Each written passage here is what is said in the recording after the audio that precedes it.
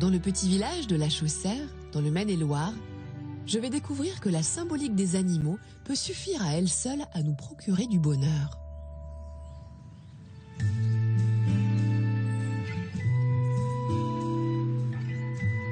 Mon voyage se poursuit donc non loin de Nantes, où j'ai rendez-vous avec Christian et ses colombes, qui, de leur battement d'ailes, apportent du bonheur.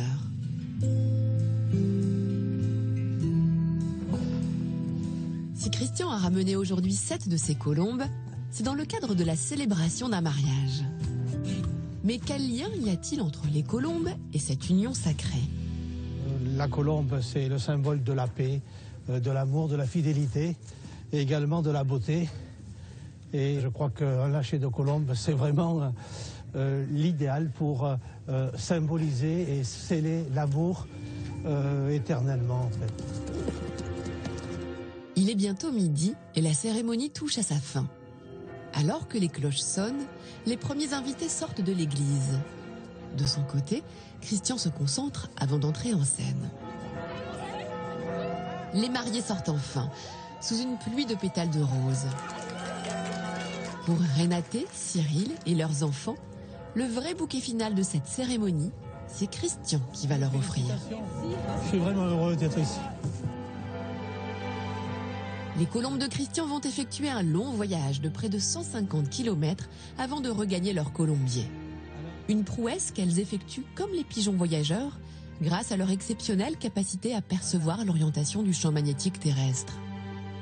Malgré la foi de Christian en ces oiseaux, il a toujours pour eux un petit mot d'encouragement avant leur départ. Attention aux rapaces, hein.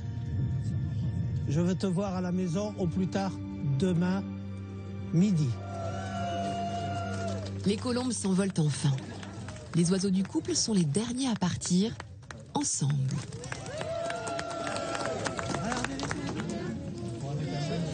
C'était magnifique. En fait, c'était le thème de la cérémonie. C'était très très beau. Oui, c'est très sympa, ouais. Et visiblement, le spectacle a plu à tout le monde. Non mais les colombes, c'était joli. Oui, c'était beau. Toi aussi, tu as une Maëlys?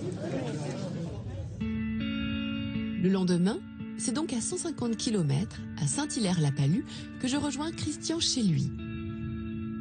Les yeux déjà rivés vers le ciel dans l'attente du retour de ces précieuses colombes. Il est 10 heures passées et l'inquiétude est toujours présente.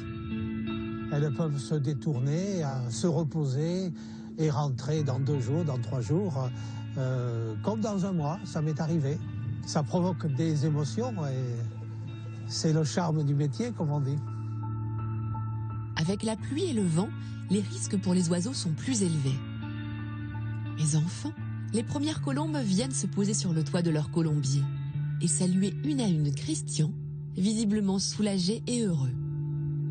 Oh, regardez ça, regardez ça. Oh, oui, ma fifi. Elle a été lâchée à Bordeaux, elle a été lâchée, je ne sais pas dans combien d'endroits, et elles sont là. Et puis celle-là, là, il se passe quelque chose entre elle et moi. Vous vous rendez compte? Extraordinaire. À le voir s'émerveiller devant ces colombes tel un enfant, je me demande ce qui anime cet homme. Pour le découvrir, Christian m'emmène à présent dans ses colombiers pour me présenter le reste de sa colonie. Cet ancien commercial de 65 ans, aujourd'hui à la retraite, peut désormais s'investir pleinement dans sa passion. Il possède plus d'une centaine de colombes. Cette passion porte un nom, la colombiculture, autrement dit la sélection par l'accouplement.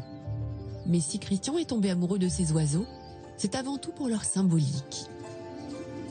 On voit dans la Bible que Dieu s'est servi toujours d'une colombe pour annoncer de bons messages. Il y a eu le déluge, eh bien il y a Noé a fait rentrer tous les animaux dans son arche, et puis il a lâché une colombe, et la colombe elle est revenue très rapidement, et puis il a lâché une deuxième fois, et elle est revenue avec un rameau d'olivier, et Noé a compris que toutes les eaux étaient retirées, et que maintenant il pouvait sortir de l'arche.